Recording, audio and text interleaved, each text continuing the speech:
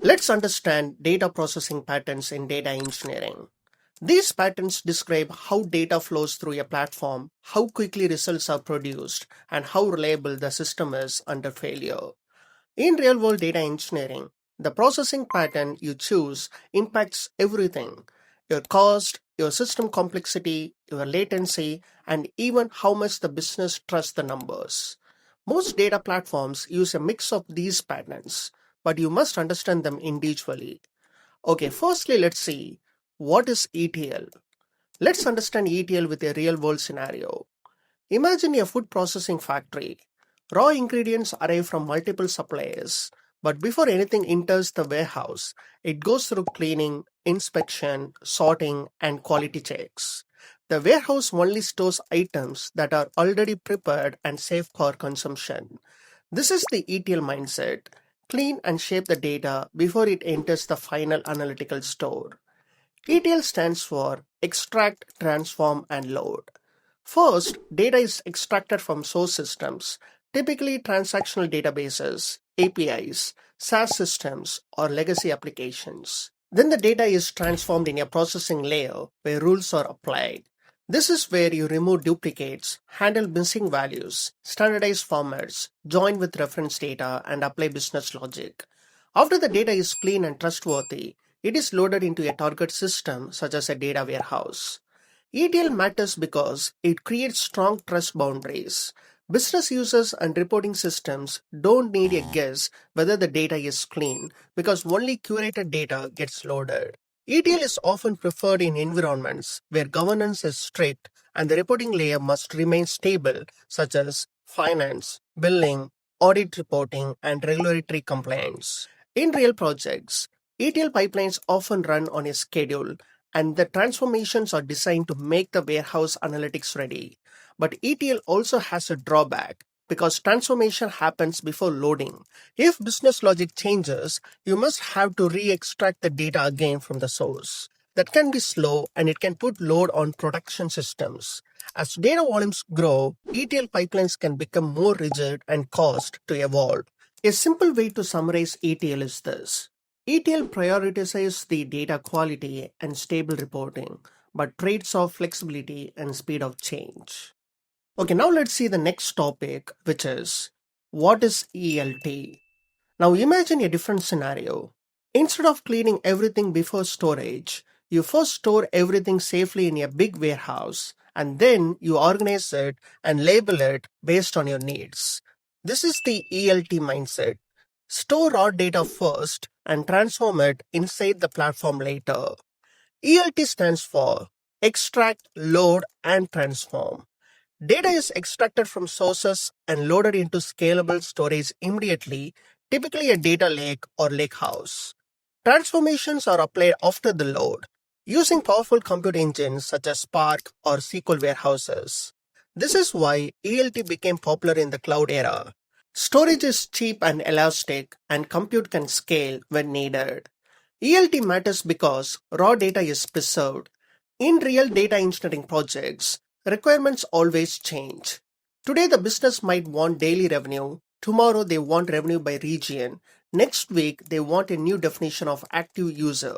With ELT, you can rerun transformations on historical raw data without touching the source systems again. This is huge because source systems are often fragile and rate limited, and they can't handle repeated heavy extractions.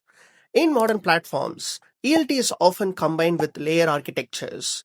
Raw data lands in a raw or bronze layer, then transformation produce clean silver data, then business-ready gold tables are created for dashboards. ELT supports analytics and machine learning as well because data scientists often want access to raw data while BA teams want curated tables. A simple way to summarize ELT is this: ELT prioritizes flexibility and reprocessing, and it fits naturally with cloud scale platforms. Okay, now let's see what is batch processing. Let's understand batch processing with a real world example. Think about how bank reconciliation works. Transactions happen throughout the day, but reconciliation and final reports are done at the end of the day. Or think about how monthly salary is processed. The company doesn't calculate payroll every second. It collects the data and processes it as a batch. Batch processing means collecting data over a time window and then processing it together. In data engineering, batch jobs might run every 15 minutes, hourly, daily, or weekly, depending on the business needs. Batch processing is extremely common because it is predictable and cost effective. Batch processing matters because most analytics use cases do not need real-time answers. Many decisions are made daily or weekly, not per second. Batch pipelines are also easier to test because you know exactly what data is included in a run. If something fails, you can rerun the batch. If a bug is found, you can reprocess yesterday's data. In real projects, batch is used for data warehouse loads, daily KPI computation, end of day settlement reports, inventory updates, and backfills. The main downside of batch is latency. If the business needs to respond immediately to data, batch is not enough. But batch remains the backbone of most production analytics system because it balances simplicity, reliability, and cost. Okay, we have seen about the batch processing. Now let's see what is a stream processing. Stream processing is not just faster batch. It is fundamentally a different way of thinking. Imagine you are monitoring a heart rate machine in a hospital. You cannot wait until the end of the day to find out something went wrong. You need signals as they happen. Or imagine a payment platform detecting fraud. If the alert comes hours later, the money is already gone. In these cases, the value comes from acting immediately. Stream processing means data is processed continuously as it arrives, event by event, or with extremely small delay. Instead of waiting to collect a batch, the system treats each piece of data as an event that must be handled right away. In real data engineering, these events could be page clicks, app logs, sensor readings, payment transactions, or system metrics.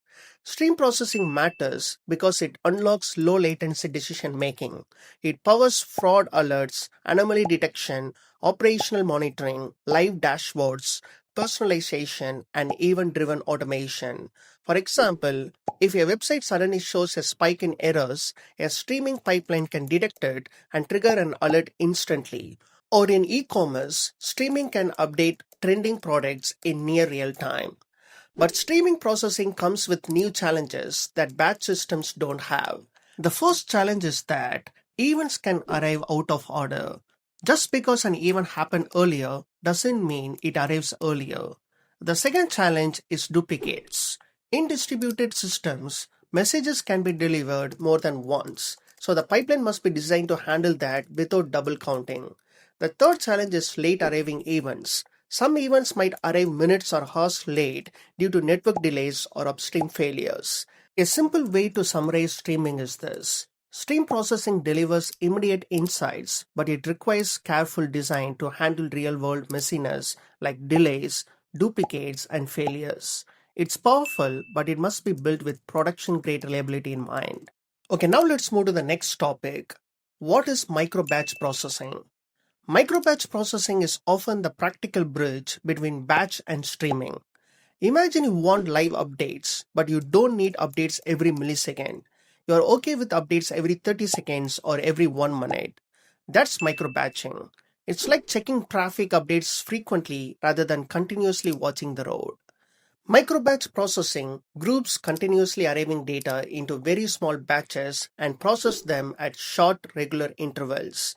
This could be every 5 seconds, every 30 seconds, or even every minute, depending on your requirement.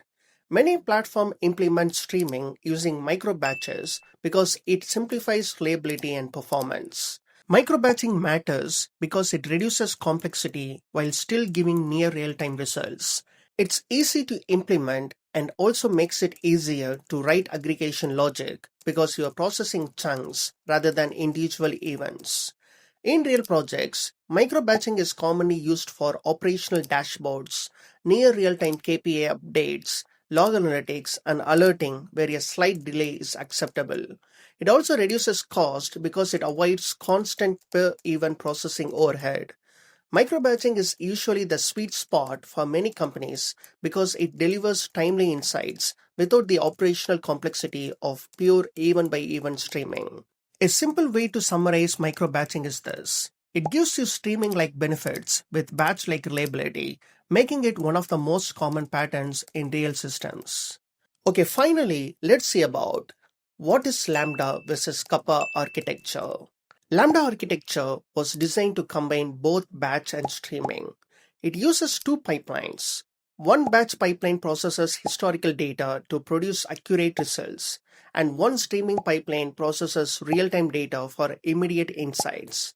Both pipelines produce outputs that feed dashboards and applications. Lambda matters because it tries to provide the best of both worlds, real-time speed and batch correctness. But it also creates duplication. You have to maintain the same business logic in two different systems, which increases engineering effort and risk. Over time, the batch and streaming outputs can drift, creating confusion in the business if real-time numbers and final numbers don't match. To simplify this, Kappa architecture was introduced.